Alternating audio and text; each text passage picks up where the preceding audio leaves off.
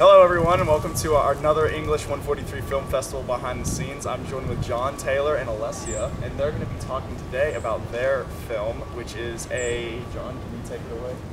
So our film is a little bit of a social commentary on the dangers of the drinking culture on college campuses. It's going to be set mainly in the back of an ambulance as a EMS response call.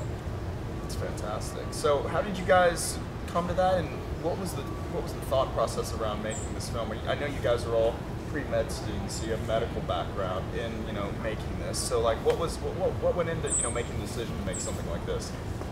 So I think that decision really came from on the first day when we all made our group. We were talking about what our ideas might be, and I mentioned that really the only cool thing that I can bring to the table is that I can get it on an ambulance. That's and fantastic. we kind of build it around that. That's fantastic. So so being in the back of the ambulance, what problems, and I know it's going to be, underage drinking, but how are you guys going to display those problems, by shooting this in the back of an ambulance? Are you going to have like a patient back there you guys have just picked up from, a night of drinking too much, or how are we going to see, a whole story within the back of an ambulance? So a lot of the story is going to be kind of the discovery. As EMS responders, it's difficult to get the whole history when your patient's unable to tell you. Right. So a lot of the storyline is going to be kind of based around the fact that we don't know exactly what's wrong with this girl. Mm-hmm. We just know that something is, and we need to figure it out fast. Okay.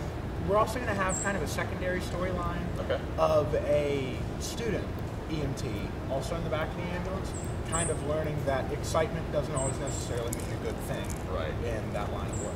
That's fantastic. So we're gonna have the storyline with the girl, and then we're gonna have another one with this student who's learning, who's coming into becoming an EMT, and trying to understand what to do in a situation where action's required, but too much action might be too much of a bad thing. Well, and especially because I think anybody who's even the slightest bit interested in the healthcare field knows that our good days, when we get to do cool things and get to save people, actually really scary. Are usually other people's worst days of their life, and sometimes the last days of their life. So I think that's a thing that we have to kind of fight to remember.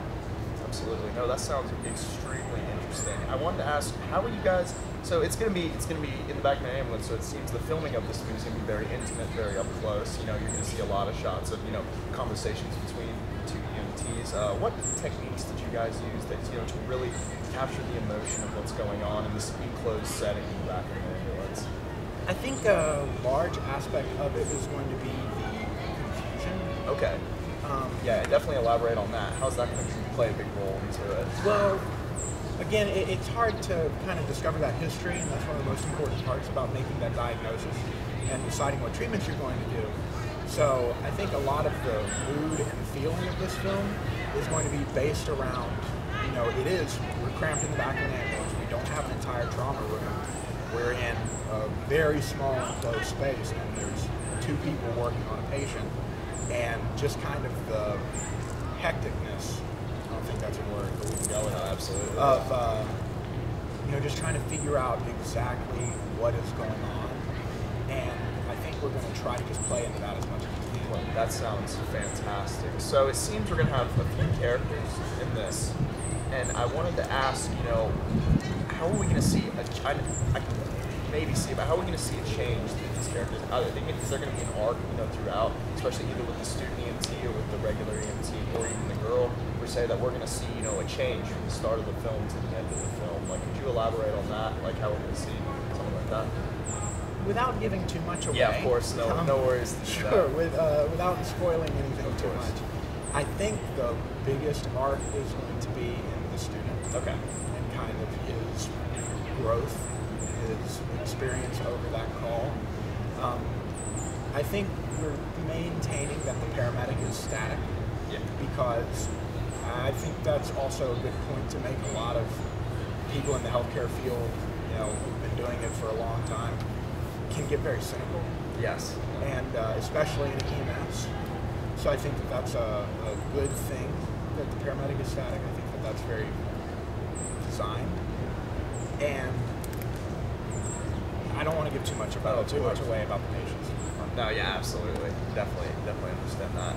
So I'm curious though that this film definitely, it seems like it's going to have a commentary of sorts with it. You know, whether it be underage drinking or whether it be the daily life of medical professionals, especially maybe back in the EMT. What are you guys hoping to push across with the commentary of this movie?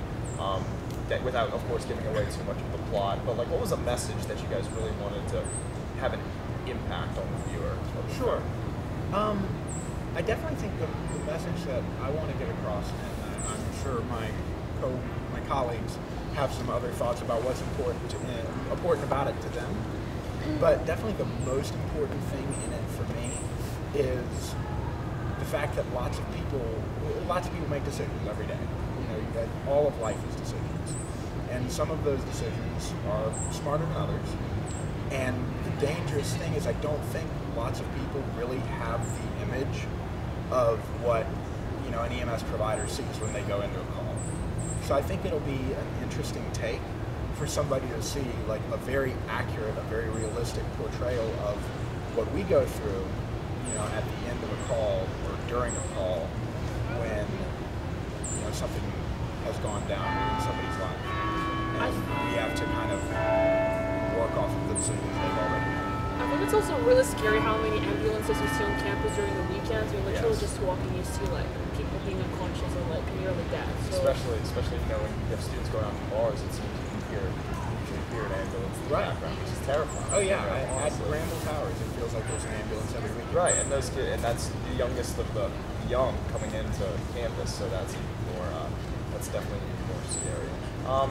One of the big things I wanted to ask though is, and I just wanted to get your guys' opinion on this. Dr. Hammer's shown us a lot when it comes to film this year. He's shown us a lot of techniques, a lot of ways, and also talking that just because a film has a happy ending in the end doesn't necessarily make it a good film. You have to incorporate elements into a film, and there are a lot of elements. And I just wanted to ask, filming with you guys, what was one of the major takeaways from Dr. Hammer's class that really helped you guys, bring home your plot of this film? I think a big point that he made over the course of the semester has been the commentary. I've always enjoyed films, and I've tried to, listen to the commentary a little bit, but never as much as in this class. And I think subconsciously going into this film, that gave me the lens to kind of focus more on commentary rather than entertainment. And I think the entertainment becomes secondary to it. I also think foreshadowing is such a big thing because I never paid attention to before knowing what foreshadowing is, I never paid attention to those small details. And one thing to look out in our movies, foreshadowing, because there's a lot of things that foreshadows the future events and the plot twists. That's fantastic. Well, guys, I'm extremely excited to watch this. Especially, I live with two guys who've been EMTs, so I've heard stories like this.